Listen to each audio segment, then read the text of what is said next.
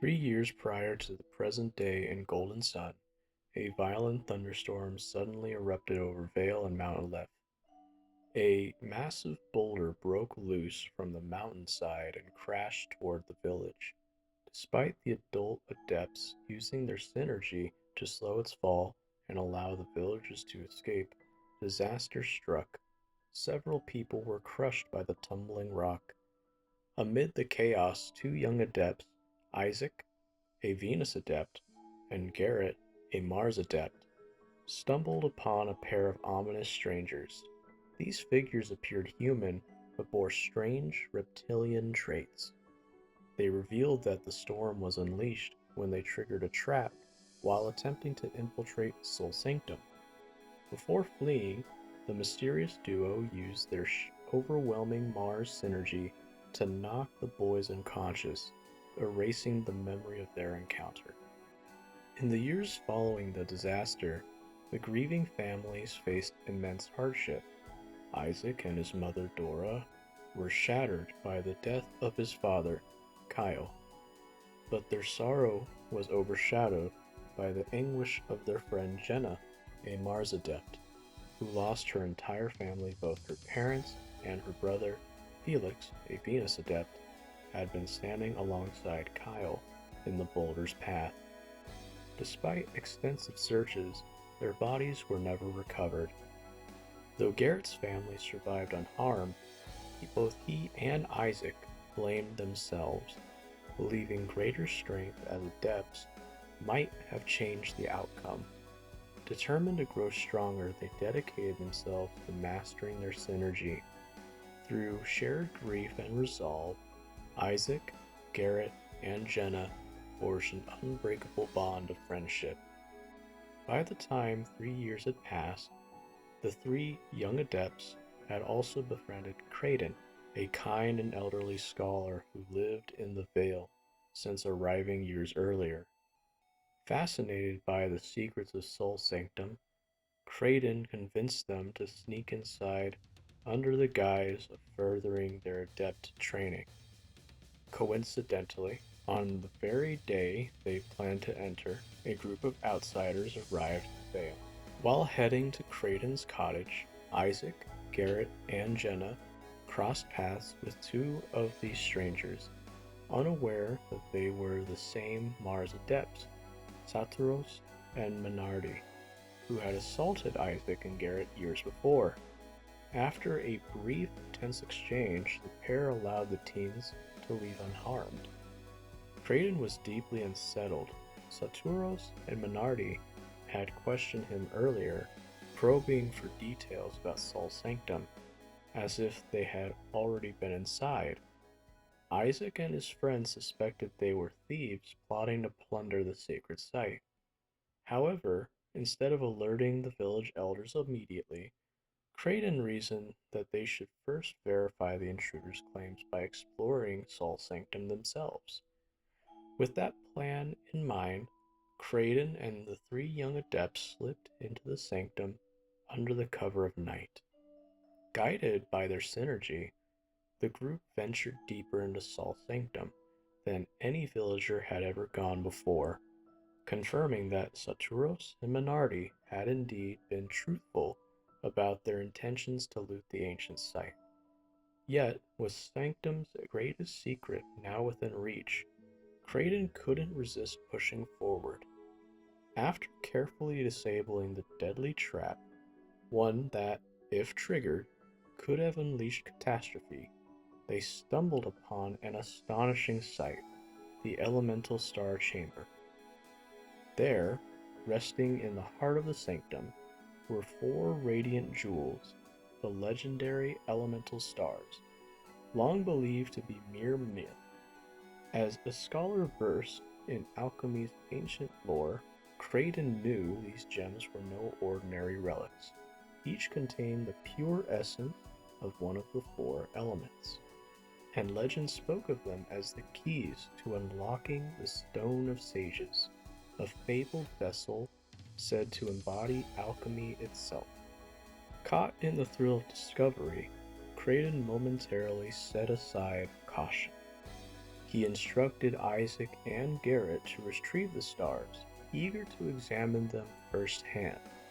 Unbeknownst to Creighton's group, they had been followed into Sanctum. Saturos and Minardi ambushed them, swiftly taking Jenna and Creighton hostage. The fiery adepts demanded the elemental stars in exchange for their captive's safety. When Creighton challenged their trustworthiness, Minardi revealed their hidden allies, a powerful Mercury adept Alex, and to everyone's shock, Felix himself, alive despite being presumed dead in the disaster 3 years prior. The Mars Adepts explained their role in rescuing Felix after the boulder incident, and how he had since joined their cause. This revelation of Felix's apparent betrayal of Vale left Isaac and Garrett stunned, with Felix's presence serving as assurance that Jenna wouldn't be harmed, as he would never allow his sister to be injured. In a daze, they surrendered the 3 collected stars and moved to retrieve the final one, the Mars star, for their adversaries. The moment the final star was lifted from its pedestal, Mount Aleph, long thought dormant, roared to life as the elemental stars had been suppressing its fury all along. Lava surged, the chamber trembled, and Isaac and Garrett found themselves trapped in the chaos. Realizing they couldn't safely retrieve the Mars star, Saturos' group made a ruthless decision. They seized Jenna and Creighton as hostages and fled the collapsing Sanctum. Against Felix's protests, their message was clear. If Isaac and Garrett survived, they'd have to bring the Mars star if they ever wanted to see Jenna again. Meanwhile, Isaac and Garrett stood before the newly awakened guardian of Alchemy's seal, the mythical wise one spoken in Vale's legends. The omnipotent being revealed that the elemental stars were meant to ignite the 4 elemental lighthouses scattered across the Wayard, an act that would restore alchemy's power to the world. But the wise one warned that humanity could not be trusted with such a force, foreseeing only ruin in its wake. Convinced that lighting the lighthouses would endanger the world, Isaac accepted the wise one's charge. After imbuing the Mars star with an unknown power, the deity transported Isaac and Garrett to safety and halted the volcanic flow threatening Vale. Returning to their village, the 2 recounted their narrowing ordeal to the shaken townsfolk. The choice fell to Isaac. Should he and Garrett pursue Saturos' group and prevent Alchemy's return? Without hesitation, Isaac accepted the burden. They spent one final night with their families before setting out at dawn, 2 young adepts stepping into an uncertain and treacherous journey. The eruption of Mount Aleph sent shockwaves across Wayard, triggering dramatic and far-reaching consequences. The mountain unleashed its fury. Vast deposits of synergy stones buried within were hauled across the world. Where these stones landed, ordinary people who touched them suddenly awakened to latent synergy, abilities unwittingly becoming adepts overnight. But the stones carried a darker toll. Wildlife, unable to withstand their psychic energy, were driven into violent madness, transforming peaceful landscapes into perilous territory. Even more horrifying, the stones stirred the restless spirits from the earth, unleashing zombies, ghosts, and other supernatural threats that would haunt Isaac and Garrett's journey at every turn. Yet the eruption also freed something else, 72 elemental spirits known as Jinn. These benevolent creatures were scattered across Wayard, hiding themselves from the world. Whenever Isaac's group discovered a genie, sometimes after proving their worth in battle, it would pledge itself to their cause. Each genie strengthened their synergy, sharpened their combat skills, and even granted them power to summon devastating elemental forces against their enemies. Isaac and Garrett's urgent pursuit led them to Vault, a bustling town in central Angara. There, they found the Saturos group had moved northeast through Goma Range. Their paths soon crossed with Ivan, a soft-spoken Jupiter adept with the rare ability to read minds. Originally from Calais, in the south, Ivan served as an attendant to the renowned merchant lord Hammett. During their travels north to Vault, the chaos following Mount Aleph's eruption allowed thieves to steal Hammett's precious shaman's rod. While Hammett continued his search elsewhere, Ivan remained in Vault until Isaac and Garrett helped him track down and reclaim the stolen artifact from local bandits. Their victory turned bittersweet when Ivan learned Hammett had been taken captive by the notorious Thieves Guild in fortified Lumpa.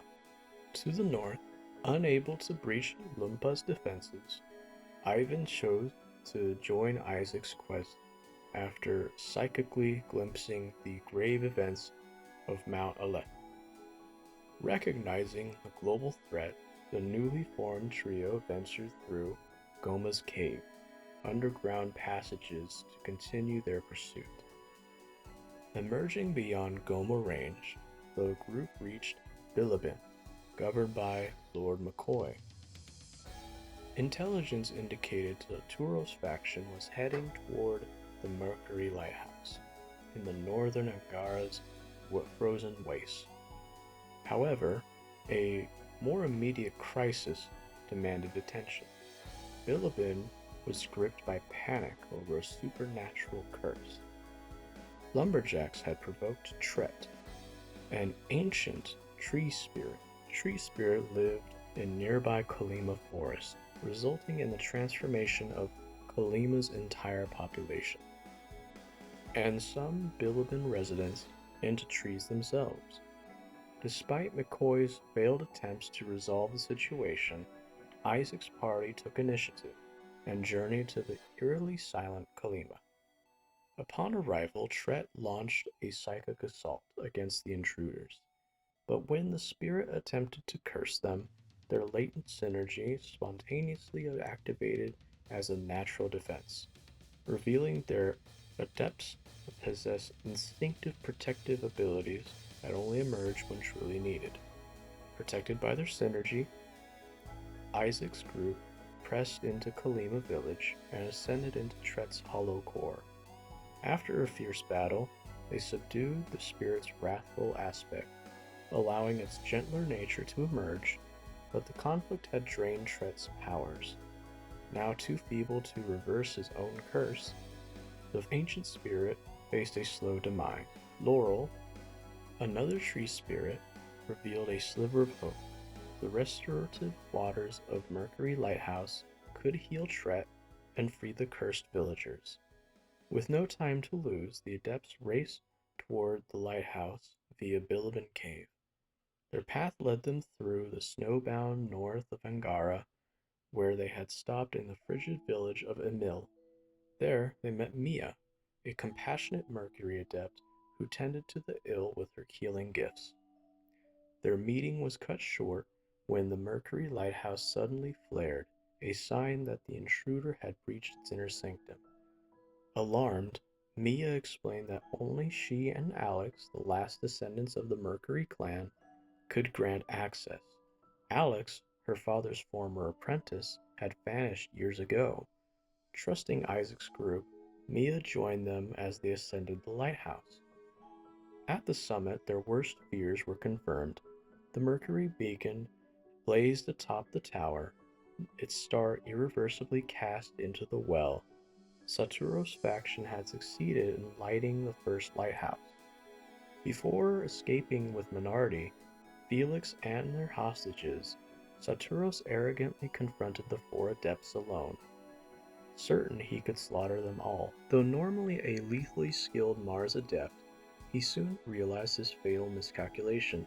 The activated beacon's Mercury energy stifled his fire-aligned powers, crippling his strength.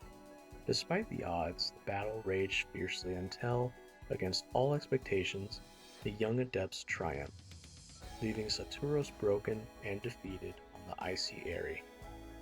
Isaac's band of adepts, Isaac, Garrett, Ivan, and Mia, continued their determined chase of the Saturos group as both parties circled the continent. Their journey led them first to Fusion Temple, where they had consulted a wise monk, Master Lumpa. From there, they ventured into what had once been a peaceful Mogul prairie, now transformed overnight into a treacherous forest by corrupting influence of the fallen synergy stones. Their path took them to the next eastern village of Xian, where they encountered Feiji.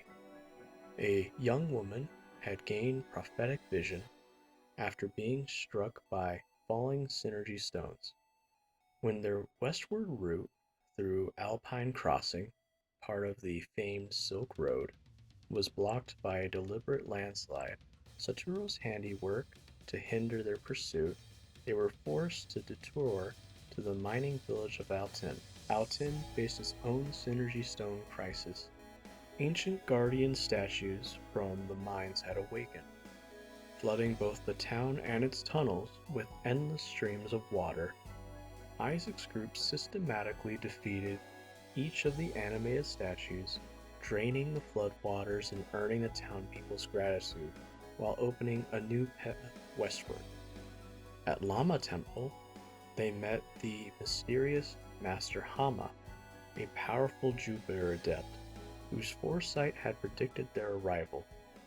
She treated Ivan with unexpected familiarity, teaching him the advanced Jupiter synergy of revealing, the ability to perceive hidden truths in the environment.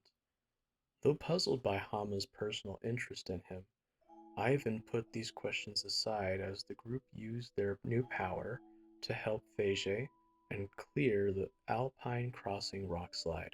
Their journey took them to the blistering Lamakan Desert, where synergy stones had amplified the heat into deadly levels.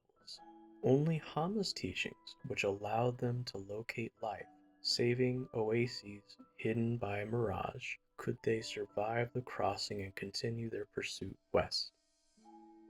Upon reaching Calais, Ivan's hometown, Isaac's party sought guidance from Lady Lyanna, who governed in Hammet's absence. Though distraught over her husband's imprisonment in Lumpa and the thieves' leader Dondompa's looming extortion, she insisted Ivan and the others press on with their mission. It was then that Lyanna unveiled Ivan's true origins. He was not born in Calais, but came from a secretive society in the southwestern reaches of the world. Years ago, Hammet had sworn an oath to a Jupiter adept there to raise the infant Ivan on his own. A prophecy from Ivan's homeland foretold that he would embark on a journey 3 years after Mount Alep's cataclysmic storm, and that the shaman's rod, entrusted to Hammet, was crucial for locating a mysterious artifact. This is why Hammet had traveled to Vale, and why Isaac was there when Isaac's group first met him. Having circled all of Angara, Isaac and Garrett returned briefly to Vale for an emotional reunion with their families. Yet the joy was tinged with sorrow. Isaac's mother, Dora, had fallen ill from grief during his long absence. Their pursuit soon led them westward across the Caribou Sea by ferry, a perilous voyage. Synergy awakened sea monsters, including the terrifying Kraken, assaulted the ship repeatedly, forcing the adepts to defend the terrified passengers. After surviving these trials, they finally reached Gondwana, the western continent, though its northern reaches were still considered part of Angara. Upon reaching Gondwana, Isaac's group came to Tolbi, the only Angaran settlement on the continent, and Wayward's most prosperous city. Their arrival coincided with the annual Colossal Festival, world-renowned for its prestigious warrior tournament. However, the city was in a quiet crisis. Lord Bobby, Tolby's ancient ruler and creator of the Colossal, had disappeared the previous day. After learning from Chief Minister Iodem that Bobby was last seen entering the ominous Altmiller cave north of town, the party once again set aside their main quest to investigate. In the cave's depths, they found Bobby and retrieved the mysterious life-extending elixir he desperately needed. Grateful for saving his life, Bobby, intrigued by their synergy powers and abilities, arranged for Isaac to compete in Colossal's finals as an unannounced challenger.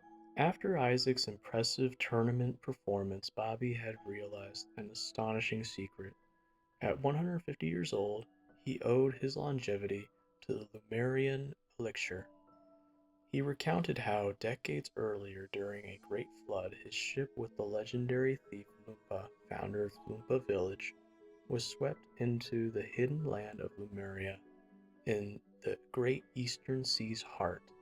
This isolationist adept society, where alchemy's power still flowed freely, possessed the secret of extended lifespans. Bobby had returned with a cache of their life-extending draught, restoring it in the Altmiller cave to maintain his rule over Tolby for over a century. For decades, Bobby had known his supply of life-extending elixir was finite. Having learned from the Lumerians about the legendary Stone of Sages and its promise of true immortality, he became determined to prolong his life indefinitely. This obsession led him to dispatch the most trusted scholar, Creighton, originally from Tolby, to study Soul Sanctum's alchemical secrets in Vale. Yet Bobby's immediate need was for Lumerian drought. The hidden island nation remained frustratingly out of reach, concealed within an impenetrable maze of whirlpools and stone formations in the fog-choked eastern seas. Every expedition he'd sent had failed to penetrate this natural barrier. Undeterred, Bobby had commissioned an ambitious solution. Bobby Lighthouse, constructed at Gondwan's easternmost point, the land closest to Lumeria's suspected location. Its powerful beacon would guide ships safely through the treacherous fog and whirlpools, but only one vessel could possibly survive the journey, the Lumerian ship in Bobby's possession, and it required adepts to operate. This was why Bobby needed Isaac's help. After resolving matters at Venus Lighthouse, Isaac's group would borrow the Lumerian ship, navigate to the hidden island, and retrieve more draught before Bobby's supply ran out. Recognizing the urgency, Isaac agreed to these terms. As part of the arrangement, Iodem would accompany them both to Bobby Lighthouse and Venus Lighthouse, marking the next phase of their expanded mission. Though now carrying two urgent quests, Isaac's group couldn't ignore Ivan's growing distress over Hammet's imprisonment. Determined to help, they scoured Caragol's southern coast until discovering a hidden cave passage linking Gondwan back to Angara. Using a concealment synergy taught by Bobby, they infiltrated Lumpa's thief fortress under the cover of darkness. Their rescue nearly succeeded until Lumpa himself appeared, gloating that he'd never intended to honor the ransom. With a cruel laugh, he unleashed his monstrous namesake upon them.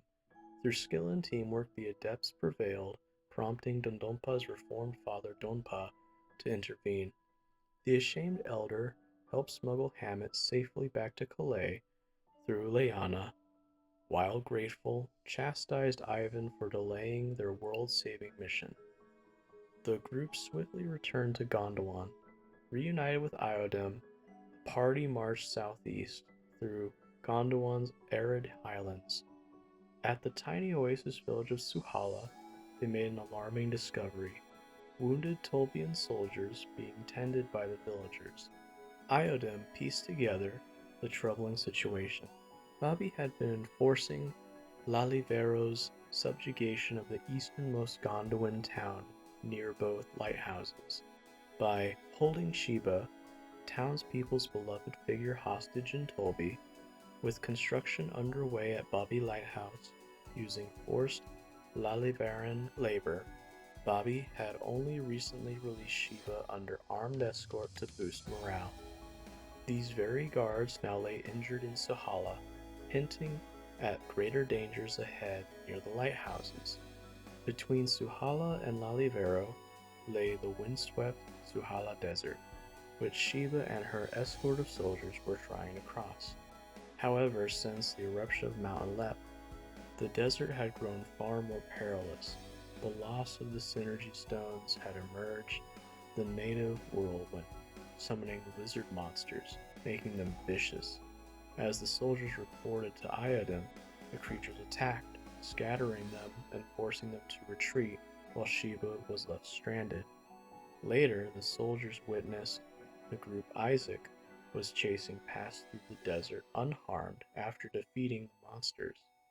Isaac and Iodem's party hurried into the Sahala Desert, battling the frenzied tornado lizards that blocked their path.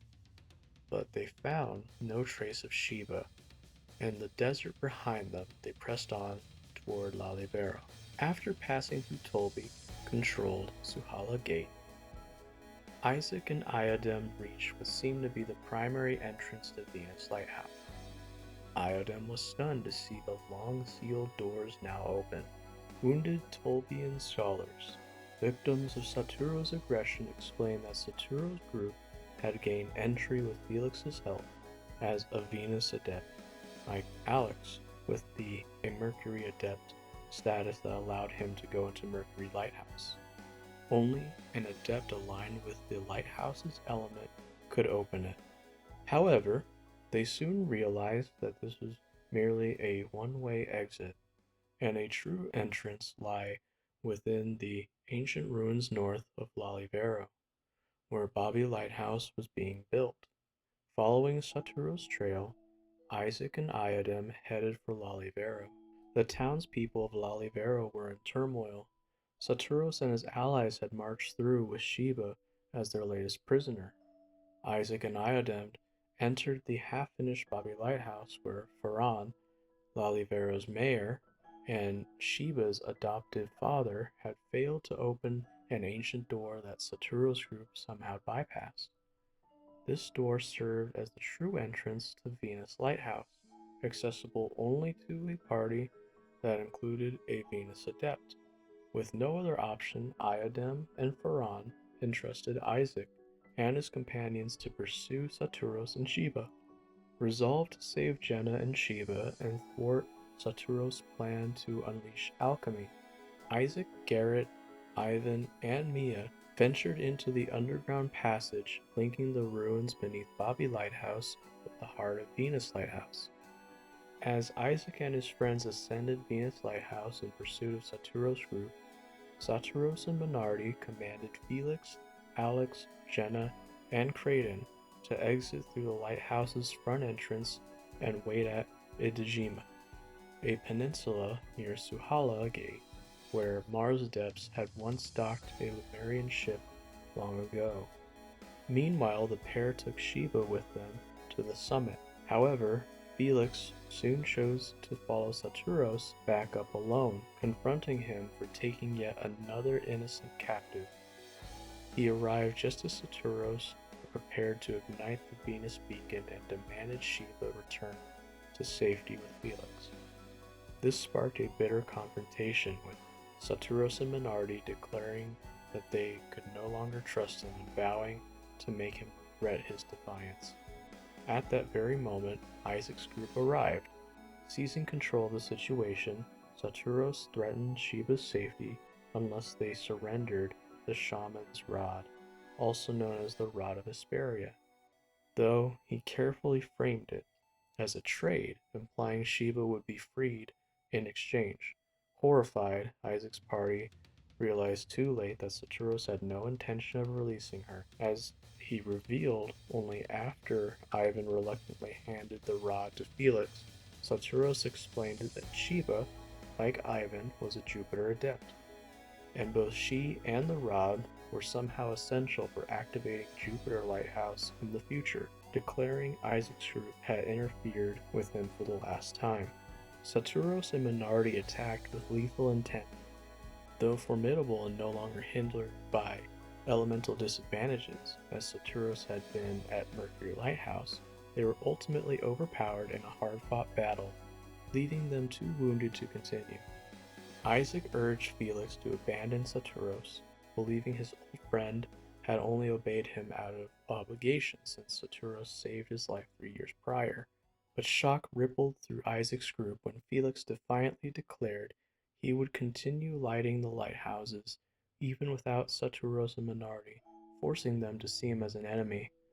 Then, in a desperate move, the wounded Saturos hurled the Venus star into the lighthouse's summit well, igniting the beacon's activation.